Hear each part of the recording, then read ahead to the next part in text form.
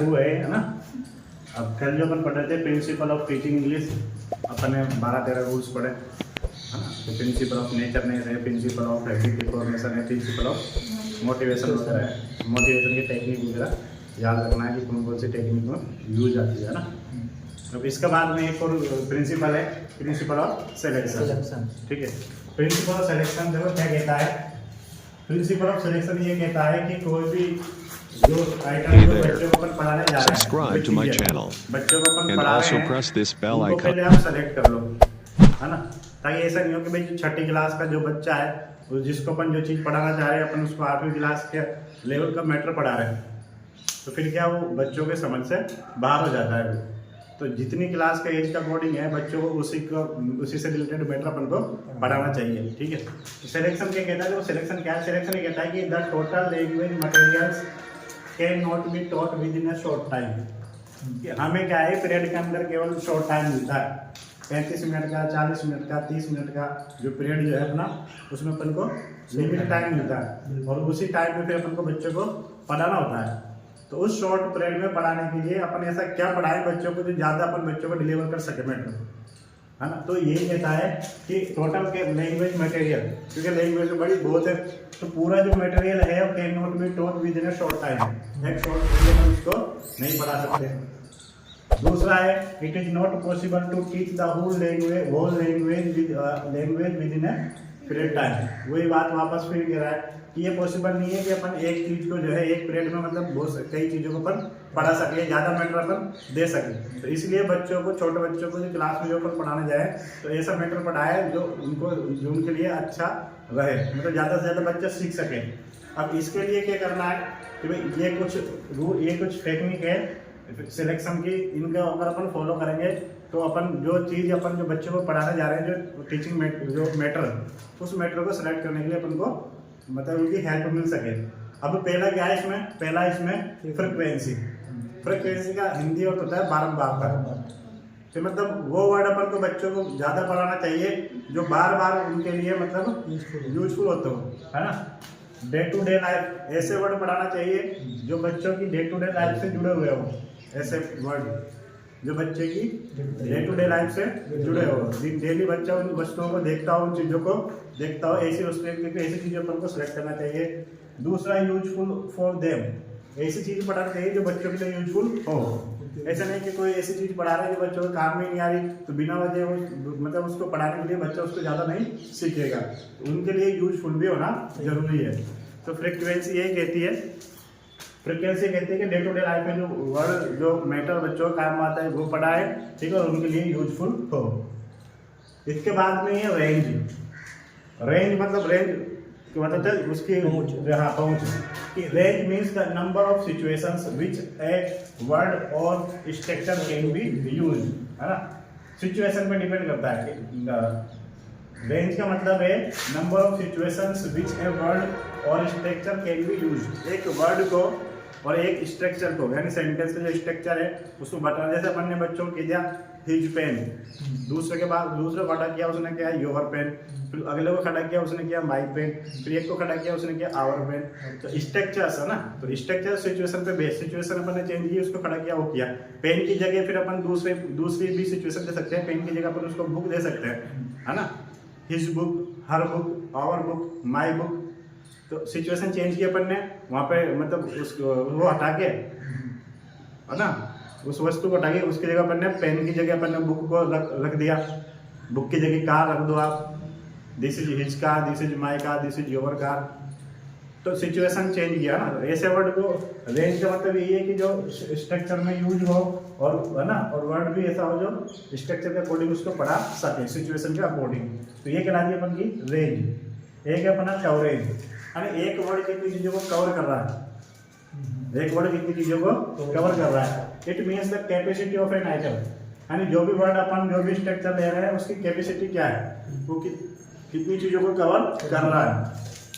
One item can be used for many items, यानी एक ही word कई वर्ड को मतलब जो है कवर कर सके। जैसा अपन ने कल एक वर्ड किया था फैमिली, अब फैमिली एक वर्ड है लेकिन वो बहुत सारे वर्ड को कवर कर रहा है। तो फैमिली में ग्रैंड पेरेंट, ग्रैंड मदर है ना, फादर, मदर, ब्रदर, सिस्टर, है ना, अंकल आंटी नाइस अरे नेफ्यू, तो इतने जितने भी वर्ड है सबको वर्ड कवर कर रहा है। एक वर्ड स्पोर्ट्स ले लिया अपन ने, स्पोर्ट्स में जितने भी स्पोर्ट्स के नाम है वो सब आ जाते हैं। डिजीज बीमारी का लिया तो बीमारी के आ जाते हैं। तो कवरेज का मतलब यही है कि मतलब जो एक वर्ड जो है ना, वो एक जो आइटम है, one item can be use for many items, यानी एक वर्ड जो है बहुत सारे वर्ड के लिए काम में आ जाए, तो वो कहलाता है अपना कवरेज। क्वेश्चन ऐसे आता है, क्वेश्चन ऐसा आता है कि आगे की द कैपेसिटी ऑफ एन, देखिए अभी one item can be use for many item, ये जो टेक्निक है वो किसमें यूज करते हैं, तो सिलेक्शन की कौन सी टेक्निक अपनी है, कवरेज वाली। कौन सी टेक्निक है, कवरेज वाली। फिर इसके बाद में अवेलेबिलिटी, अवेलेबल से बनाए, तो मतलब वो चीजें जो अपन के लिए ज्यादा अवेलेबल है अपने आसपास, जैसे अपन क्लासरूम में जाएंगे तो कई चीजें अपन के अवेलेबल होती है, बच्चों को अपन सिखा सकते हैं। घर पे भी कई चीजें अवेलेबल होती है तो अपन उसको सिखा सकते हैं, है ना, अवेलेबिलिटी। तो जैसे गेम्स, अब गेम्स में बहुत सारी चीज़ें अवेलेबल होती है, उन बच्चों को अपन गेम्स के नाम बता सकते हैं। जैसे क्रिकेट है तो क्रिकेट में बैट होता है, बॉल होती है ना, स्टंप्स होते हैं, पैड होते हैं।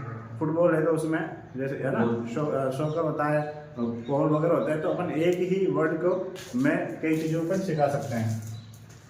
गेम्स का पार्ट्स ऑफ ह्यूमन बॉडी है ना, ये तो अवेलेबल होते हैं ना ह्यूमन पार्ट्स। अपन जितने भी बॉडी पार्ट्स जो है अपने वो सब क्या अपन बच्चों को सिखा सकते हैं। भाई नोज है, आईज है, माउथ है, ईयर है, लेयर है ना, थ्रोट है, फिंगर्स है, नेल्स है, थंब है ना। तो बॉडी पार्ट्स जितने भी है अपने उनको अपन सिखा सकते हैं। For a class of beginners, तो बिगिनर्स क्लास में जो बच्चा जो बिगिनर्स की क्लास है, जो मतलब जो बच्चे छोटे बच्चे जो सीख रहे हैं उनको अपन ये चीज़ें सिखा सकते हैं। तो ये अवेलेबिलिटी है ना, तो ये अवेलेबिलिटी का यही है कि जो चीज़ें अवेलेबल हो, तो इन चीज़ों को अपन बच्चों को ज़्यादा सिखा सकते हैं। तो जब इच्छा होता है ना, 3-4 तो हैं, 2 चीज़ें भी अपन लिखेंगे।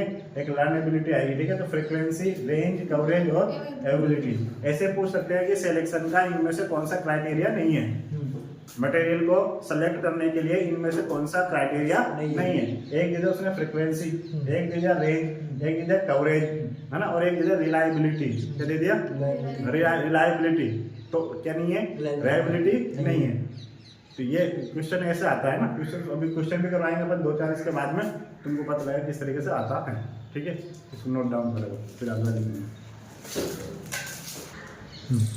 तो 4 के बाद जो 5वां जो फोर्थ है ना, फोर्थ हमने पढ़े। अब 5th जो इसकी जो टेक्निक है मैटर को सिलेक्ट करने की, वो है लर्नेबिलिटी, है ना।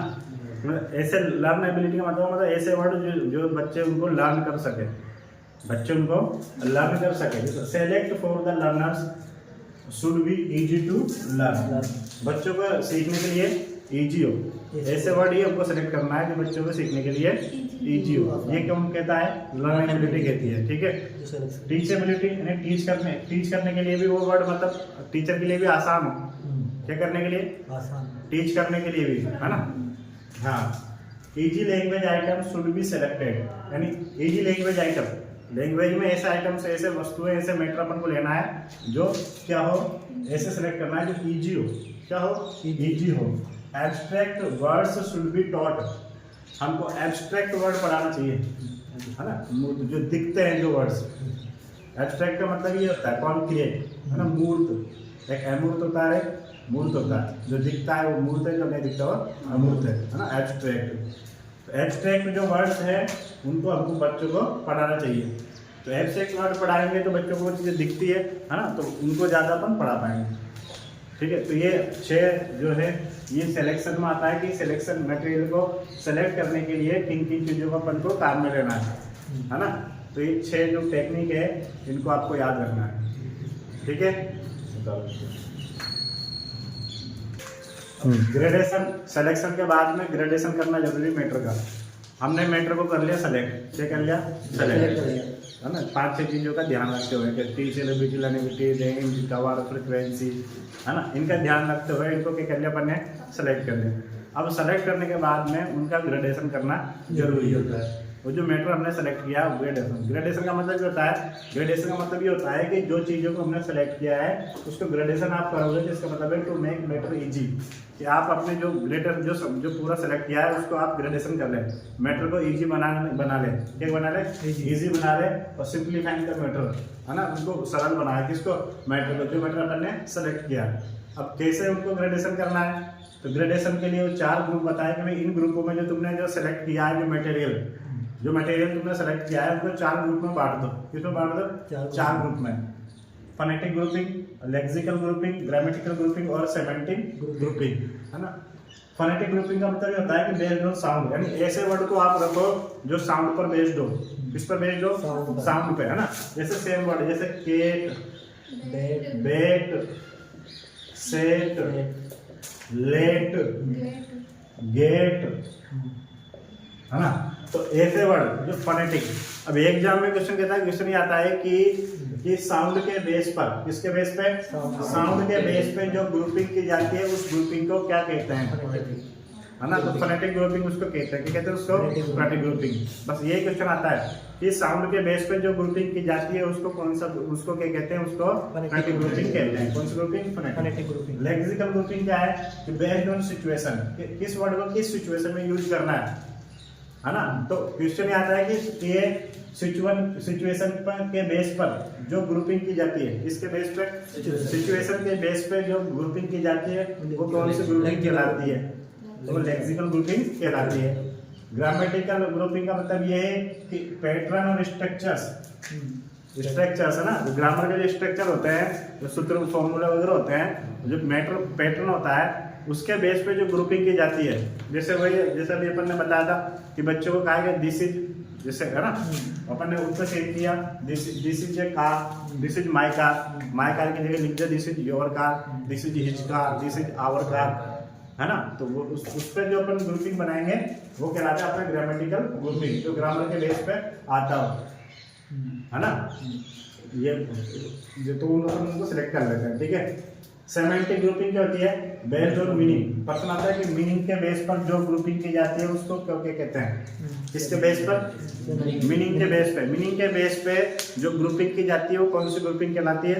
सेमेंटिक ग्रुपिंग कहलाती है ना। मीनिंग के बेस पे, जैसे pen, paper, pencil, notebook, exercise book, ये एक ही कैटेगरी की चीजें हैं, स्टडी से रिलेटेड, है। कार हुआ, रिक्शा हुआ, है ना, टोंगा हुआ अपना। तो ये जो चीजें होती है ये भी सब एक ही कैटेगरी की चीजें, है ना। तो ग्रेडेशन में ये 4 ग्रुप का ध्यान रखना आपको। ग्रेडेशन में 4 तरह की ग्रुपिंग होती है। बिल्कुल। सेमेंटिक ग्रुपिंग का ये है मीनिंग के बेस पर। किसके बेस पर? मीनिंग के बेस पर जो ग्रुपिंग होगी उस ग्रुपिंग को क्या कहते हैं अपन?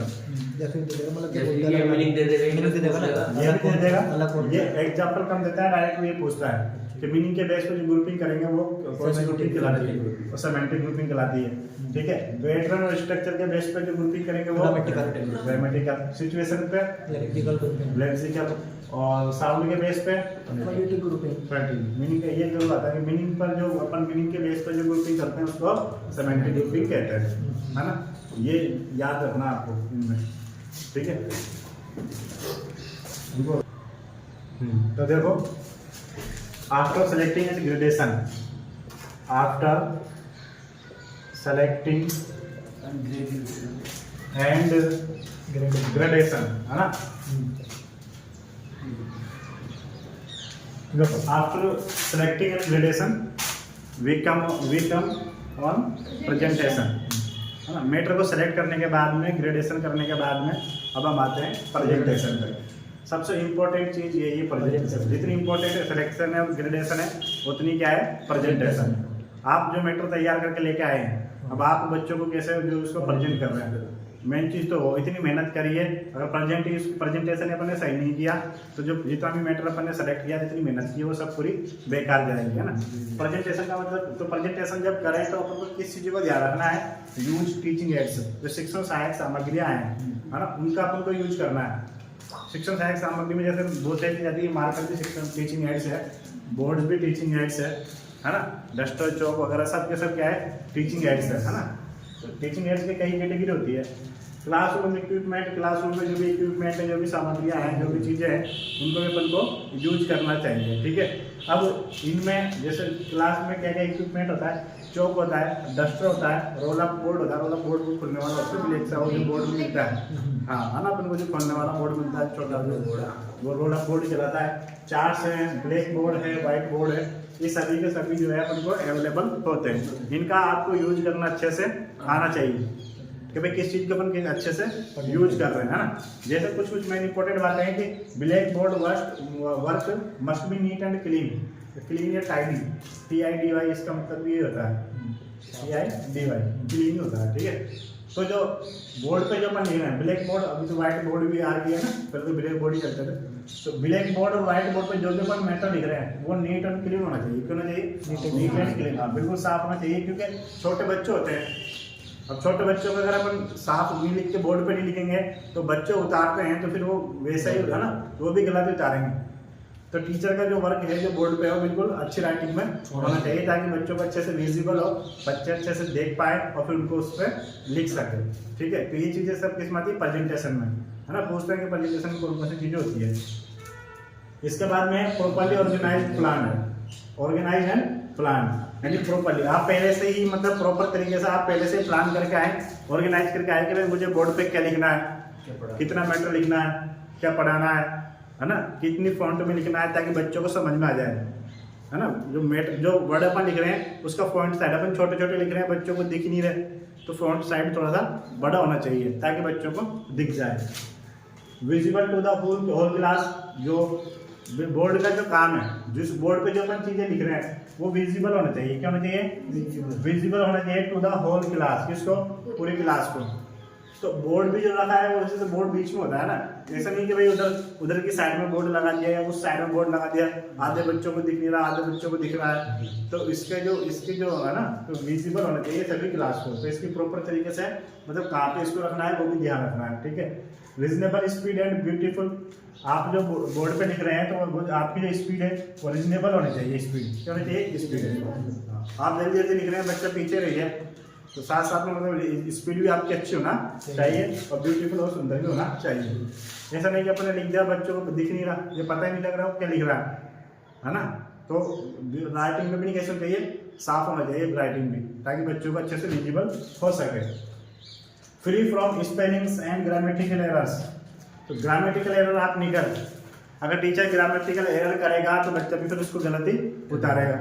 तो किससे फ्री होना चाहिए? ग्रामेटिकल जो एरर है अपनी, अरे स्पेलिंग्स है, कोई स्पेलिंग अपन ने लिख दी तो स्पेलिंग भी अगर गलत लिख दिया तो फिर बच्चा फिर गलती सीखता है। तो इसलिए स्पेलिंग भी अपनी सही हो, जिसकी अपन स्पेलिंग लिख रहे हैं, है ना। बोर्ड की स्पेलिंग लिखे तो बोर्ड की स्पेलिंग क्या है, फॉरेन की लिख रहे तो फॉरेन की स्पेलिंग क्या है, तो वो अपन की बिल्कुल एरर से बिल्कुल फ्री होना चाहिए, फ्री फ्रॉम एरर। ठीक है, नोटबुक की not keep his bag to the class, teacher को क्या करना नहीं चाहिए?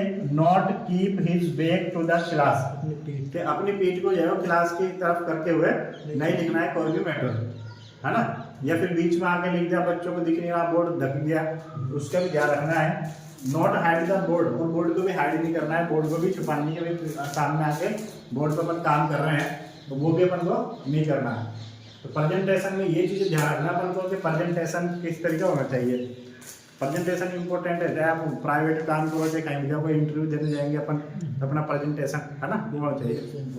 वो कहावत भी है कि first impression is the last impression, तो जैसा आप इंप्रेशन आप पहली बार दोगे वैसे ही लास्ट इंप्रेशन होता है। तो पहली बार में जो होता है बंदा वो समझ जाता है कि भाई ये कितना जो है इम्पोर्टेंट है, क्या चीज़ें ये देना चाहता है।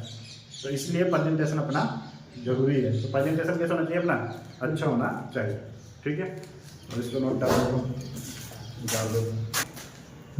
ठीक, अब देखो टेस्टिंग क्यों जरूरी है। ठीक है, हमने मैटर को सिलेक्ट भी कर लिया, मैटर को ग्रेडेशन भी कर लिया, ग्रेड भी कर लिया, और मैटर को प्रेजेंटेशन भी दे दिया।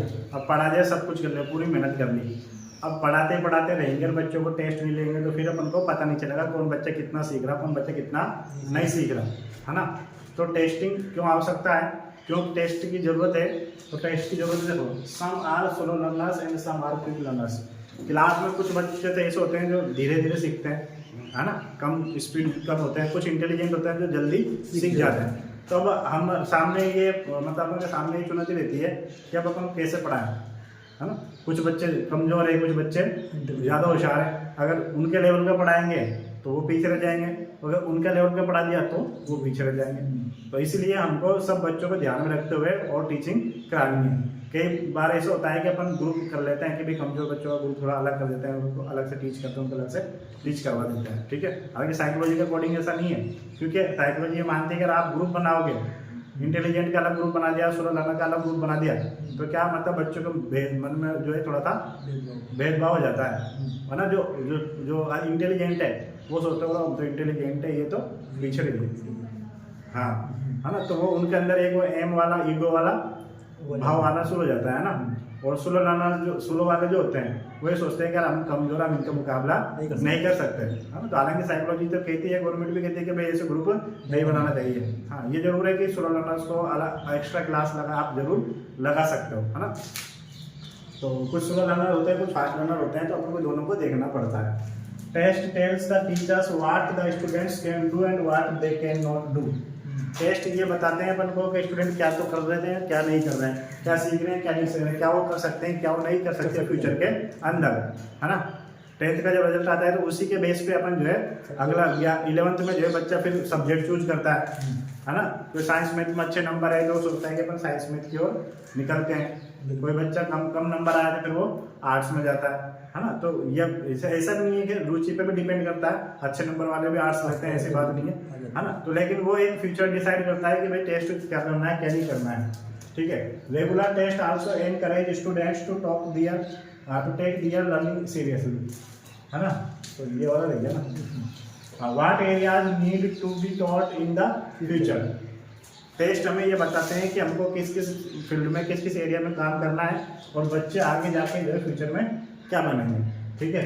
रेगुलर टेस्ट, अगर हम बच्चों का रेगुलर टेस्ट लेते रहेंगे, क्या करते रहेंगे, रेगुलर टेस्ट लेते रहेंगे, जो अपन को बताया ना, फर्स्ट टेस्ट होता है, फिर सेकंड टेस्ट होता है, फिर हाफ ईयरली होती है, फिर थर्ड टेस्ट होता है, फिर फाइनल एग्जाम होता है। तो जो रेगुलर टेस्ट है आल्सो एनकरेज स्टूडेंट्स, वो स्टूडेंट को क्या करते हैं, एनकरेज करते हैं। बच्चे को टेस्ट में नंबर अच्छा आते हैं तो बच्चा और मतलब अच्छा करने की कोशिश करता है। किसी के कम नंबर आए तो वो सोचता है अगली बार फिर अपन को और अच्छे नंबर मार्क्स लेके आना है। तो बच्चे को टेस्ट रेगुलर टेस्ट होता है एनकरेज करता है और to take their learning seriously, और बच्चा फिर अपनी उसको लर्निंग को भी क्या लेता है, सीरियस लेता है कि भाई इस बार अपन नहीं अपने कम नंबर आए है ना, तो अब अगली बार और अच्छे नंबर लेने की कोशिश करेंगे, है ना। पेरेंट्स को बच्चों पर दबाव डालते हैं कि भाई तेरे उसके इतने नंबर आए थे, कम आया, तो तू भी अब तो बच्चा उससे भी प्रेशर से भी थोड़ा सा पढ़ाई करता है, ठीक है। Test show how successful the teaching has been. Test ये बताते हैं कि जो टीचर पढ़ा रहा है, ये बच्चे की जो टीचिंग है ना, वो कितनी सक्सेसफुल हो रही है, कि भाई अपन जो पढ़ा रहे हैं वो अच्छा मतलब सक्सेसफुल हो रही है या नहीं हो रही है। अगर नहीं हो रही तो फिर उसको फिर दूसरे तरीके से पढ़ाएंगे, है ना। बच्चों के किस एरिया में बच्चा कमज़ोर है उसको अच्छे से फिर उसको कवर करेंगे। मैथ वाले को पता लग जाएगा कि इसमें क्या क्या कमियाँ हैं, इंग्लिश वालों को पता लग जाएगा कि इसमें क्या क्या चीज़ें हैं, है ना।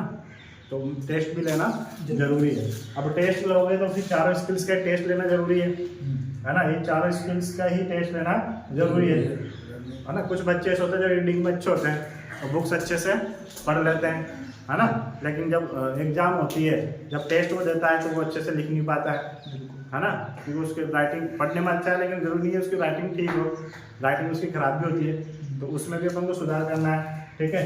लिसनिंग, है ना, बच्चा अच्छे से अपन जो बोल रहे हैं बच्चा वो सुन भी रहा कि नहीं सुन रहा, क्योंकि वो सुनेगा तभी फिर एग्जाम में लिखेगा। तो लिसनिंग भी जरूरी है, स्पीकिंग भी जरूरी है। स्पीकिंग, है ना, बच्चा अपने आप को प्रेजेंट करता है, प्रेजेंटेशन देगा कहीं पर बाहर जाके, वो प्रेजेंटेशन देगा, क्लास में भी उसको खड़ा करेंगे, वो बोलेगा, तो वो भी चीज़ें जरूरी है। तो चारों स्किल पे ही भाई अपन को फिर काम करना है, चारों स्किल्स के अपन को टेस्ट लेना है ना। अब टेस्ट के अलग अलग टाइप के टेस्ट होता है, ठीक है। डायग्नोस्टिक टेस्ट होता है, रेमेडियल टेस्ट होता है। रेमेडियल क्लास क्यों लगाते हैं, तो इसलिए लगाते हैं कि बच्चों की क्लास को समझ में नहीं आया तो फिर रेमेडियल क्लास में उसकी जो प्रॉब्लम है उसको अपन सॉल्व कर सकें, है ना। एक होता है डायग्नोस्टिक टेस्ट। डायग्नोस्टिक टेस्ट का मतलब होता है, मतलब जैसे मान के चलो किसी को बुखार हो गया, अब वो डॉक्टर के पास गया तो डॉक्टर डायरेक्ट उसको दवा नहीं देगा, पहले उसकी जांच करेगा। क्या करेगा, डायग्नोस करेगा टेस्ट उसका, कौन, डॉक्टर। तो जांच करने के बाद डॉक्टर को पता लग जाएगा कि हाँ भाई इसमें इस चीज़ की वजह से इसको ये प्रॉब्लम आ रही है, तो फिर वो उसी की क्या देगा, दवाई देगा। ऐसे ही बच्चों को, अपन को भी बच्चों का डायग्नोस करना जरूरी है कि बच्चों के कम नंबर आ रहे हैं तो किस फील्ड में आ रहा है, किस वजह से उसको कमी है, वो सीख नहीं रहा है तो उसकी क्या प्रॉब्लम है। तो पहले डायग्नोस करवाओ, है ना, बच्चों की उन प्रॉब्लम को देखो कि रियल में इसको प्रॉब्लम आ खा रही है, तब जाके फिर आप उसी के ऊपर ही काम करेंगे, तभी फिर वो सक्सेस हो पाएगा, तभी फिर अपन को रिजल्ट मिलेगा, है ना। तो डॉक्टर के पास गया डायरेक्ट, डॉक्टर को कभी दे दो गोली दवाई ऐसे नहीं देता होगा ना कि भाई लिख के दे दी ये, वो पहले जांच करेगा, फिर तब उसको पता लगेगा कि हाँ पर्टिकुलर इस जगह पे ये प्रॉब्लम है, इसकी बीमारी है, उसी की दवाई देगा। ऐसे बच्चों को अपन को भी डायग्नोस करना है, बच्चों की कमी ढूंढना है कि बच्चों की कमी क्या है, फिर उसको फिर अपन रेमेडियल क्लास लेके फिर उसमें उसको दूर करते हैं, है ना। तो टेस्ट के कई टाइप होते हैं, अचीवमेंट टेस्ट होता है, ये होता है, तो इनमें से ये चीज़ें उनको ध्यान रखनी है, ठीक है। तो आगे देखते हैं इसके बाद में फिर क्या होगा। तो ये टीचिंग अपन के टीचिंग जो है ये पूरे के पूरे प्रिंसिपल्स का टीचिंग प्रिंसिपल का, तो principles of teaching English teaching, तो हमने इतने प्रिंसिपल्स पढ़े, है ना, 12-13 प्रिंसिपल्स पढ़े, उनका भी आपको ध्यान रखना है। और ये 4 जो इम्पोर्टेंट लास्ट में जो पढ़े थे, सिलेक्शन, ग्रेडेशन, प्रेजेंटेशन और टेस्टिंग, है ना, यहाँ पे भी क्वेश्चन आता है। तो एक तो, है ना, तो एक तो टॉपिक अपन ने पढ़ा कौन सा, स्किल्स का पढ़ा, है ना, तो लैंग्वेज स्किल्स कौन कौन सी है और क्यों जरूरी है, ठीक है। एक हमने पढ़ा कौन सा, प्रिंसिपल ऑफ टीचिंग इंग्लिश, ठीक है। इसके बाद में जो अपन टॉपिक लेंगे फोनेटिक का लेंगे, किसका लेंगे, फोनेटिक्स का, ठीक है। चलो।